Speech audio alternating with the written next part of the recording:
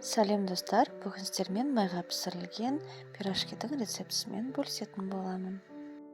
Еңбегімді бағалап, лайк басып, комментарий қалдырып, каналыма тіркеліп кетіңіздер. Ол үшін бізге 400-450 грамм ұн қажет болады. Менде жоғарғы сұрып, бір ас қасық тұрыш, бір ас қасық қаймақ, 4 ас қасық айран қосамыз. Және де суымыз біздің жылы болу қажет. Жарты ас қасық тұзымызды жылы суға салып, жақсылап ерітіп алып, жаңағы айтқандардың барлығын қосып, жұмсақ нан илейміз.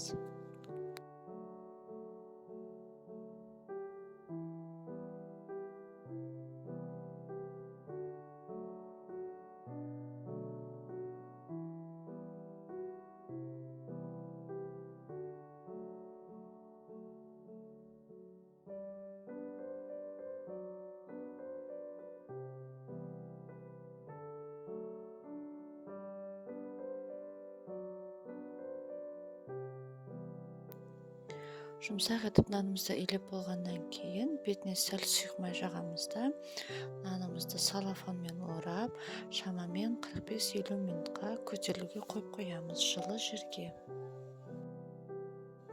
Қамырымыз көтерілгенше картошканы пісіреміз. Ол үшін 1 килограмм картопты аршып, тазалап, мен осылай бөліктерге бөліп, ыдысқа саламын. Картошкам сонда тез пісу үшін су құйып, сәл ғана немесе 1 шай қасық тұз салып пісіріп аламын. Нанымыз көтерілгеннен кейін видеода көрсетілгендей етіп домалақтап шығарып, барлығын тізіп шығамыз.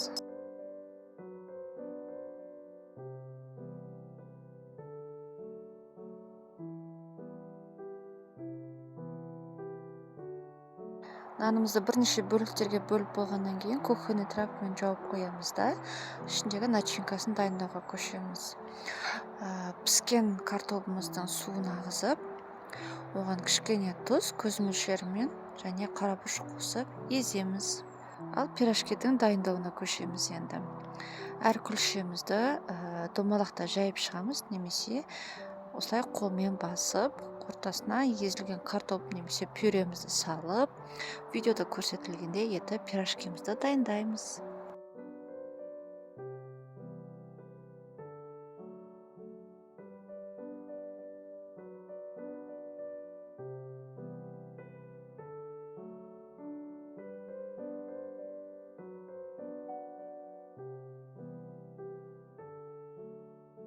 Пирожкилерімізді түйіп болғаннан кейін алдын ала қыздырылған сұйық майымызға екі жағынан да аударып пісіріп аламыз.